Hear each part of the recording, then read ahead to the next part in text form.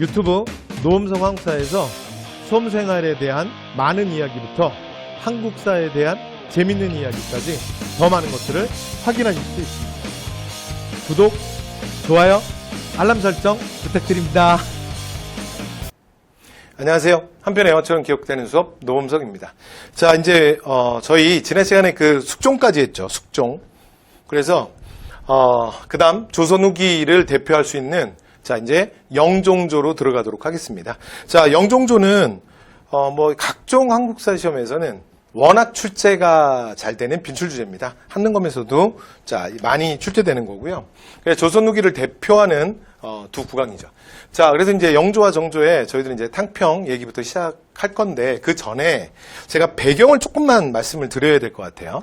그러니까 저희가 이제 지난 시간에 수업을 어디까지 했냐면 숙종까지 했잖아요. 숙종, 그쵸? 그래서 자, 숙종 얘기부터 말씀을 조금만 더 이어가 볼게요. 자, 숙종. 그런데 이제 실제로 이제 저희가 지금 영종조를 하지만 저희가 이제 시험에서 뭐 특별히 다루지는 않는데 먼저 뭐 사실 그 뭐 주요한 구황이 아니니까. 그런데 숙종 다음에 바로 영조는 아니고 그 중간에 왕이 한 명 더 있어요. 그래서 숙종 다음은 경종입니다. 경종. 그리고 그 다음에 영조. 자, 이렇게 이어지거든요. 그래서 지난 시간에 저희가 이제 숙종 얘기까지 했고, 그 다음에 이제 영종조는 이제 이번 시간에 들어가는 거죠. 그런데 제가 이제 경종을 여기다가 잠깐 쓴 이유는 뭐냐면, 사실은 영조가 집권하면서부터 즉위 교서부터 왜 이게 탕평을 말하게 되는지가 여기서부터 시작이 돼요. 그러니까, 숙종은, 그러니까 숙종도 사실은 그 뭐 이제 왕의 여자들 얘기는 많이 나오지만 실제로 뭐 이렇게 별로 이렇게 영향가가 없는 사람이야. 그래서 숙종도 정실소생의 그 자기 아들이 없어요. 근데 뭐 장희빈은 사실은 근데 뭐 왕까지 됐었으니까 뭐 정실소생이라고 일정 정도 할 수도 있긴 한데 뭐 어쨌든 그런데 그 숙종이 누구냐면 숙종이 그러니까 저희가 앞에서 봤던 희빈 장씨 그러니까 장옥정의 아들 윤이 경종이에요. 그래서 숙종 이후에 지난 시간에 이제 저희가 뭐 숙종 때 환국 얘기하고 뭐 정책 얘기하면서 저희가 이제 마무리했었는데 근데 이제 마지막 환국이었던 기상국 이후에 그러니까 패출됐던 이념민 씨가 돌아오잖아요. 그리고 희빈장 씨는 다시 강등이 돼. 그리고 이제 지난 시간에 제가 여기까지는 안 했는데 마지막 사건이 뭐냐면 그 기사왕국 이후에 이제 무고의 옥이라는 사건이 있어요. 무고의 옥. 그냥 편안하게 들어만 두세요. 무고의 옥은 그러니까 이제 실제로 이제 그 장희빈이라는 드라마가 항상 이제 뭐 한 5, 6년 주기로 해서 계속 하잖아요. 그러면 그 장희빈 드라마에 항상 얘가 최종회야. 그러니까 이년옥 민 씨가 다시 왕위로 복구되고 그 다음에 왕후 장 씨는 다시 희빈으로 강등돼요. 그러니까 진짜 조선왕조 500년에 자 이런 일은 없어. 진짜 이거 숙종이니까 가능한 거야. 숙종이니까. 그러니까 뭐 희빈이었는데 뭐 왕으로 올렸다가 다시 뭐 희빈으로 내렸다가 그다음에 왕후 막 배출시켰다가 뭐 다시 뭐 데리고 들어왔다가 이미 숙종 말고 누가 하겠습니까? 근데 어쨌건 그래서 인현왕후 민씨가 들어왔는데 왕후 민씨가 얼마 있다가 죽어요. 그래서 보통 이제 실록에 보면 정서의 기록에 보면 희빈장 씨를 그러니까 아니 왕후 그러니까 민씨, 인현왕후 민씨를 보통 좀 이렇게 좀 불쌍한 여자로 많이 좀 서술을 하죠. 뭐 진짜 뭐 그랬는지 뭐 안 그랬는지 모르겠지만 어쨌건. 근데 이제 죽고 끝난 줄 알았는데 갑자기 당시에 숙종의 여자 중에 그 또 한 명의 여자가 있어요. 숙빈 최 씨라고. 그래서 숙빈 최 씨가 갑자기 고변을 한 거야. 숙빈 최 씨가. 이게 또 한 명의 숙종의 여자죠. 그러니까 후궁 중에 하나야. 원래는 이 숙빈 최 씨야말로 그러니까 조선왕조 뭐 이렇게 그 뭐 몇 대 악녀 막 그럴 때 사실 막 순위권에 막 가끔 들어오기도 하는 사람이에요. 물론 뭐 어떻게 하느냐에 따라서 다른데. 그러니까 원래는 무술이 출신이야. 그러니까 무술이는 뭐냐면 조선 궁 안에 있는 궁녀들 중에 사실은 가장 하층이에요. 그러니까 완전 진짜 관노비야. 그래서 주로 하는 일이 궁 중에서 정말 더럽고 힘든 일은 다 도맡아서 합니다. 그러니까 예를 들어 뭐 빨래, 청소, 설거지 뭐 이런 거 있잖아요. 이런 거는 이제 원래 최무술인데 숙종의 눈에 띄어서 간택이 돼서 사실은 후궁이 돼요. 됐죠? 그런데 이 숙빈치 씨가 고변을 한 거야. 그러니까 인연하고 민씨가 그냥 죽은 게 아니라는 거야. 그럼 뭐 어떻게 죽었냐? 그러니까 희빈 장씨가 장희빈이 인현왕후 민씨를 저주했다는 거예요. 그래서 그 내명부의 궁녀들만 아는 공간에 밖에서 무당을 불러서 그러니까 그러니까 왕후 민씨를 저주했다는 거지. 그래서 죽었다는 거야.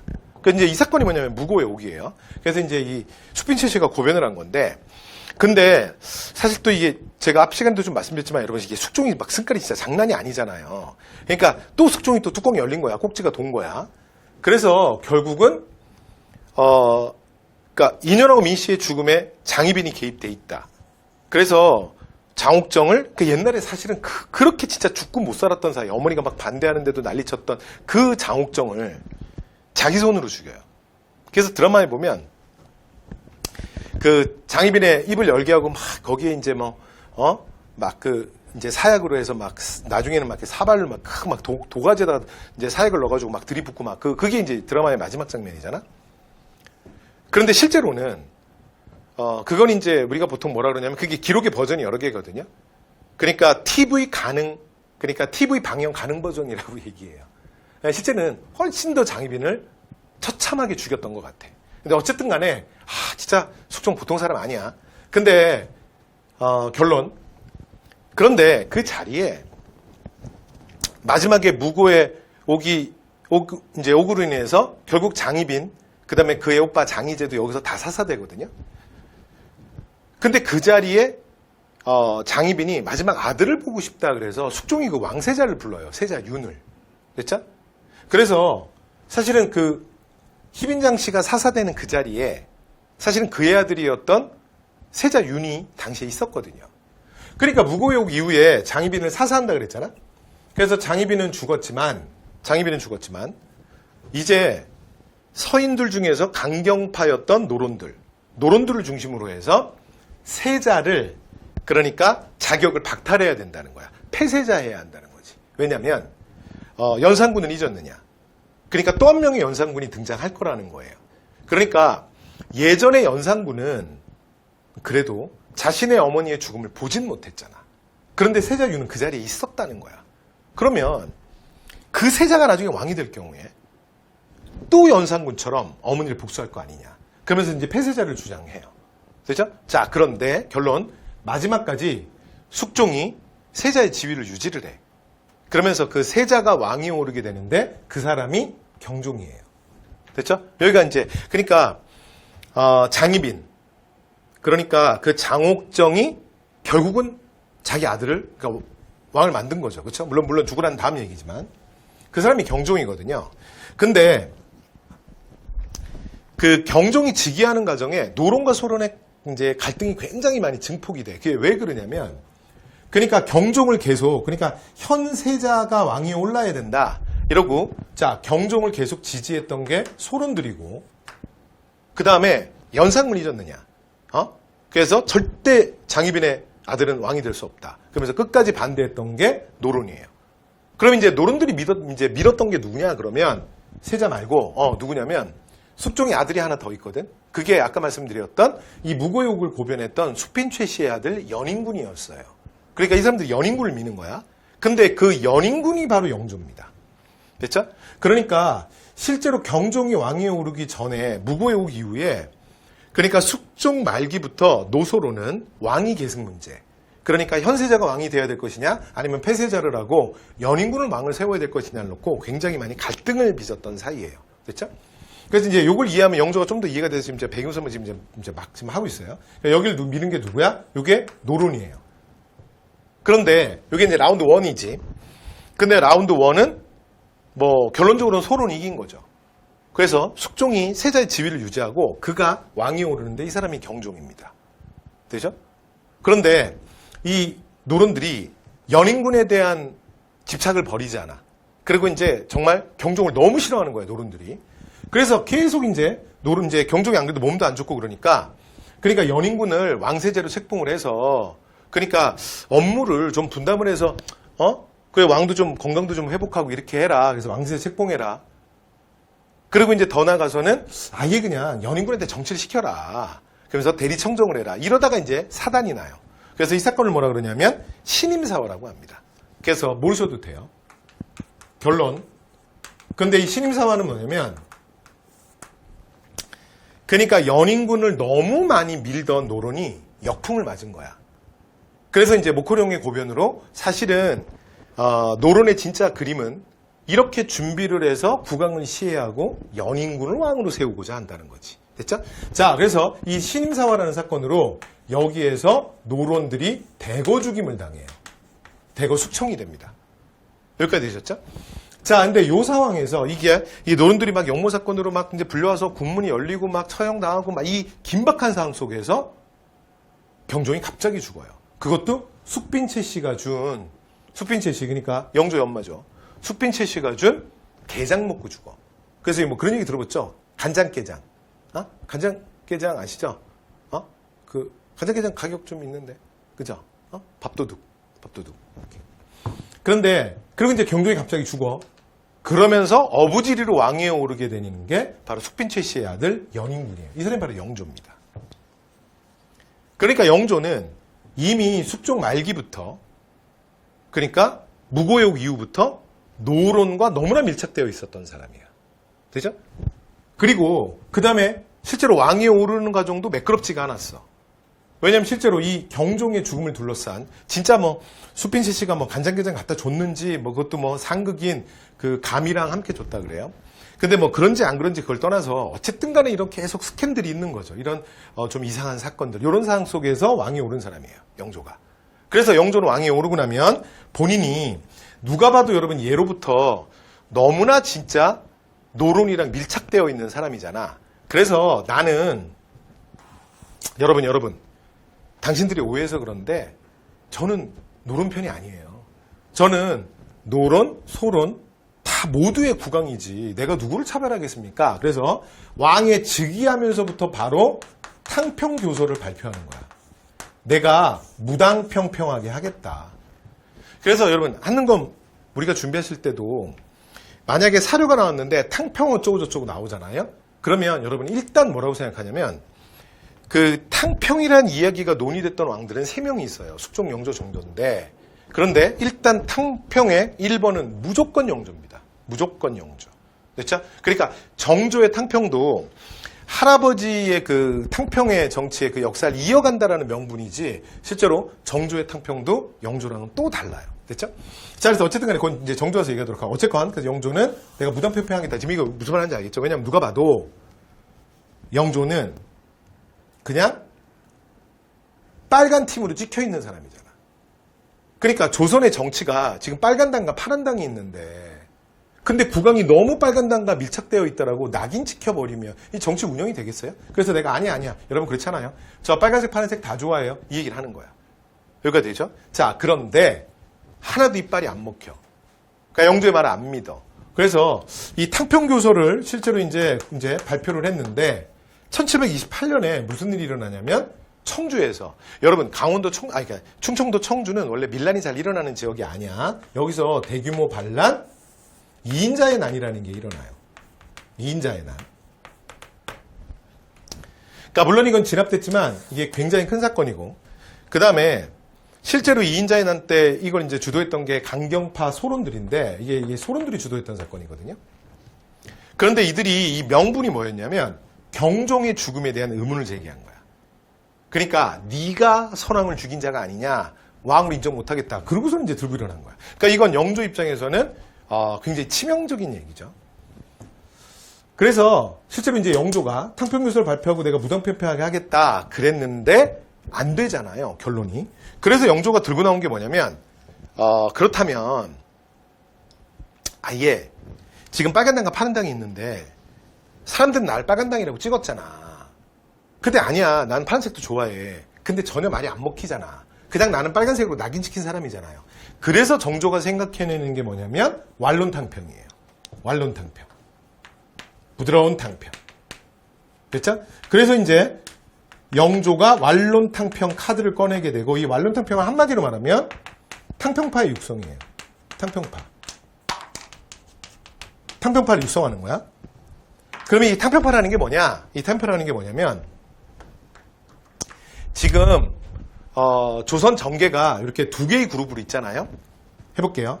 그래서 하나가 뭐냐면 빨간당. 그죠? 그리고 또 하나가 뭐냐면 파란당. 그래서 이렇게 빨간당과 파란당 이 두 그룹이 있는 거야. 여기까지 되셨죠? 근데 정조의 정책이라는 건 이제 완론탕평, 부드러운 탕평이라는 건 결국 뭐냐면 근데 실제로 이제 오늘날 그 대한민국에서 정당 정치를 봐도 사실 그런데요.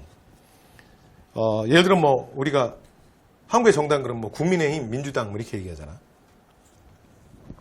그래서 뭐 약간 좌클릭, 우클릭 뭐 이렇게 얘기하는데 여러분 국민의힘도 보면 모든 사람들의 근데 색깔이 다 똑같지는 않아요. 그러니까 조금 더 우측으로 많이 가 있는 사람이 있고 조금 더 강경한 사람들이 있고 민주당도 그렇습니다. 그러니까 조금 더 온건한 그룹이 있고 그 다음에 조금 더 강경한 민주당 정치인들이 있다고요. 예, 그런 것처럼. 그러니까 여기 빨간당 중에 아주 강경파 빨강색, 그 다음에 아주 강경파 파랑색. 그래서 지금 영조가 말하는 부드러운 탕평은 뭐냐면 이 강경한 빨간색, 파란색은 빼겠다는 거야. 그래서 어떻게 하냐? 그러면 내가 빨간색이지만 파란색의 의견을 받아줄 수 있는, 내가 파란색이지만 빨간색의 의견을 받아줄 수 있는 나는 누구랑 정치하겠다? 이 노란색 그룹들이랑 정치하겠다는 거예요. 노란색이랑 정치하겠다. 무슨 말이 되세요? 자, 그러니까 정리하면 붕당을 없애자는 논의에 동의하는, 그러니까 온건하고 타협적 인사들을 중심으로 해서 내가 정부를 운영하겠다. 이 노란 팀들을 뭐라고 부르냐면 세 글자로 이걸 탕평파라고 부르는 거예요. 여러분 지금 영조가 뭘 하고 싶은지 알겠어요? 그러니까 영조가 지금 하고 싶은 건 뭐냐면 내가 빨간 정당과 파란 정당이라는 프레임에 왕이 갇혀버린 거야. 아니 나는 빨강 파랑이 다 내신하라고 말했는데 하다못해 저작거리에서도 뭐라 그러냐면 그냥 나는 빨강이라고 찍어버린 거 아니야. 근데 내가 왕이니까 내가 아니라고 말하면 될 줄 알았는데 2인자의 나를 보니까 전혀 안 먹히잖아 내 얘기가. 그래서 영조의 전략은 뭐냐면 빨간당과 파란당이라는 현재 그러니까 정치 풍토 있죠. 그러니까 우리나라로 얘기하면 국민의힘과 민주당이라는 이 정당의 프레임 자체를 다 깨버리겠다는 거예요. 됐죠? 그래서 왕 아래 그냥 오직 한 팀, 노란 팀밖에 없는 거야. 이게 정조의 완론탕평이에요. 부드러운 탕평. 됐죠? 그래서 이게 왜 부드럽냐면 가장 강경파. 나는 빨간 얘기 할 거야. 파란 얘기 할 거야. 그런 애들을 빼는 거야. 그런 애들은 빼고 온건하고 타협적 인사. 됐죠? 그러니까 보세요. 완론탕평을 할 때는 그 영조의 완론탕평의 가장 중요한 키워드가 뭐냐면 그래서 시비를 논하면 안 돼요. 옳고 그름을 따지면 안 되는 거야. 여기까지 되셨어요? 그리고 왕권에 순응하는 온건하고 타협적 인사를 중심으로 정부를 운영하겠다. 이게 완론탕평이에요. 끝. 됐죠? 그래서 영종조 이렇게 얘기를 하다 보니까 이제 요 흐름 때문에 얘기를 좀 했는데 말이 좀 길었다. 자, 이제 빨리빨리 갈게요. 자, 당평. 그래서 자 보세요. 딱 교과서 문장이야. 당파의 시비를 가리지 않고, 그러니까 옳고 그름을 따지지 않는 거야. 자, 그러면서 온건하고 타협적인 인사를 중심으로 정부 운영하겠다. 근데 이게 누구야? 요걸 세 글자로 말하면 탕평파예요. 여기까지 됐죠? 그리고 영조가 이 탕평에 대한 집착이 제일 커요. 그러니까 말은 우리가 탕평을 세 구강 다 얘기하지만 여러분 만약에 탕평이 자료로 나오는데 잘 모르겠잖아. 그러면 80% 이상은 그건 영조 얘기예요. 됐죠? 자, 그래서 탕평 B 건립해요. 그러니까 아예 성균관 앞에다 세워서 야 니네 팝을 줘서 뭐 싸우지 말고 뭐 무슨 당 땅이 하지 마라. 뭐 그거야. 그 다음에 이것뿐만이 아니라 여러분 그 뷔페 같은 데 가면 가끔 드시게 되면 평소에는 뭐 잘 안 드시겠지만 가면 음식점에 여러분 탕평채라는 거 있잖아. 탕평채. 그것도 영조 때 만들어지는 거야. 그러니까 뭐 야채랑 무기랑 이런 거 막 다 섞어가지고 야야 봐봐 다 섞었다 야 먹어봐. 더 맛있지? 야 그래도 우리 다 같이 가자. 뭐 이 얘기야. 이해되죠? 그 다음에 이 과정에서 또 뭐도 하냐면 2조 전랑. 그러니까 2조 전랑이 실제로 붕당의 그러니까 이게 하급 관원이지만 언론 3사로 들어가는 관리들에 대한 추천권을 가지고 붕당의 천병 역할을 하거든. 그러면서 그 권한을 약화시켜요. 그래서 이게 뭐냐면 통천권을 폐지하는 거야. 통천권이 뭐냐면 방금 전에 말씀드렸던 언론 3사로 들어가는 관리들에 대한 추천권입니다. 근데 실제로 이들이 추천하면 웬만하면 되거든요. 그러니까 하급 관원이지만 정말 요직 중에 요직이었어요. 자, 그래서 이런 권한, 이런 거를 지금 빨간당, 파란당이 막 번갈아 가면서 차지하면서 지네 사람들을 그러니까 주요 언론사, 정치부 기자로 막 꽂고 그러잖아. 그러니까 싸움이 이것 때문에 더 커진다는 거예요. 그래서 그 권한을 없애버려요. 되죠? 자, 그 다음에 각 붕당, 각 오늘날로 표현해서 정당의 근거지가 지방의 서원이야. 그래서 서원도 대대적으로 밀어요. 그래서 여러분 서원을 대대적으로 철폐하는 건 우리가 이제 근대태동기 끝나면 근현대사 들어갈 때 대원군의 개혁 정치에서 제가 다시 얘기할 거예요. 서원 철폐는 우리나라 역사적으로 크게 두 번인데 한 번이 지금 보시는 영조고요. 그 다음에 또 한 번이 대원군이에요. 되죠? 자, 그 다음 근데 한 개는 그냥 왕권에 의한 일시적인 거였고 그 다음에 사도세자 사건 뭐 이런 걸로 이제 더 사실은 전국은 또 한 번 큰 소용돌이에 휘말리고 그 다음에 또 가장 큰 한계는 뭐냐면 분명히 이제 탕평파 그랬잖아. 그런데 실제로는 탕평파가 뭐냐면 탕평파가 사실은 그냥 다 노론이었어요. 그러니까 이런 거지. 빨간 당과 파란 당이 있는데 이게 빨간 당이 먼저 안 거야. 먼저 어떻게 알았겠어. 알려주니까 알았겠지. 그래서 빨간 당이 야 앞으로 이제 빨간색은 야 공무원 못한대. 야 우리 꼭 못한대. 그래서 어떻게 했냐면 인터넷으로 노란 잠바를 공동 구매한 거야. 됐죠? 그러고서는 이제 다 어떻게 하는 거야? 다 노란 잠바 입고 가는 거지. 주문하는 거지. 노란색이면 되는 거잖아. 맞죠? 그 노란색이 탕평파야. 근데 실제로는 뭐예요? 이 사람들 노란 잠바만 입었지 실제로는 뭐야? 노론이잖아. 그래서 영조 때는 무당평폐하게 탕평파를 중심으로 전국을 운영했다고 하지만 그 탕평파가 다 탕평파라는 껍질을 그러니까 잠바를 입고 있는 다 그냥 노론들이었던 거예요. 이게 영조의 탕평의 한계입니다. 됐죠? 자, 영조의 정책 갈게요. 균역법. 자, 균역법 우리 앞에서 얘기했던 그러니까 17세기 중종 이후에 군족수포제라 그래서 양인장정 한 명이 실제로 이제 몸으로 때우는 게 아니라 군포를 2필씩 내는 걸로 바뀌잖아요. 근데 이게 너무 경제 부담이 컸다. 그래서 결론 한 필로 줄입니다. 됐죠? 근데 이건 나중에 저기 근대태동기 경제 파트에 가서도 얘기하겠지만 실제로 영조의 정책이 대부분 다 그렇거든요. 영조의 정책이 뭔가를 제대로 딱 해결하는 게 없어요. 원래 영조는 그런 식으로 정치를 하는 사람이 아니야. 그래서 다 그냥 이렇게 정치적으로 정치력을 발휘해서 그냥 오케이. 그리고 그냥 가는 편이거든. 그래서 실제로는 이 문제는 해결되지 않습니다. 왜냐하면 군포에 대해서 가장 큰 문제는 사실은 관리들의 비리 문제였는데 실제로 2필이든 1필이든 어차피 남아있잖아. 그러니까 여기에 계속 끊임없이 비리들이 갖다 붙어요. 그래서 19세기에 농민들을 가장 괴롭혔던 3종의 문란 중에 바로 군포의 문란이 19세기에도 여전히 남아있어요. 나중에 이제 밀란의 원인 중에 하나죠. 자, 그 다음에 신문고 부활합니다. 그 다음에 준천사 설치해서 여러분 요거는 기억하시죠? 청계천 준설. 여러분 청계천 준설은 그 영조의 가장 대표적인 그러니까 토목사업이에요.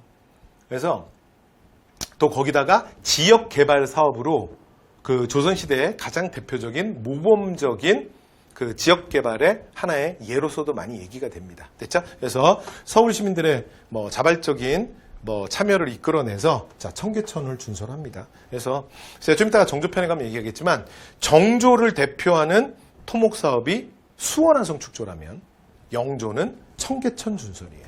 됐죠? 오케이. 자, 그다음에 편찬 사업 이제 속대전. 여러분 속대전은 좀 이따 제가 정조편에 가서 다시 한번 더 얘기할게요. 이게 뭐냐면 여기서 간단하게만 경국 대전의 속편입니다.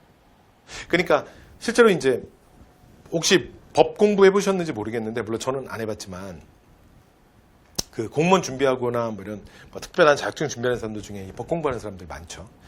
보면 법 공부하시는 분들이 가장 힘든 것 중에 하나가 법이야말로 우리 생활이랑 가장 밀착되어 있잖아. 그래서 법이 계속 바뀌어요.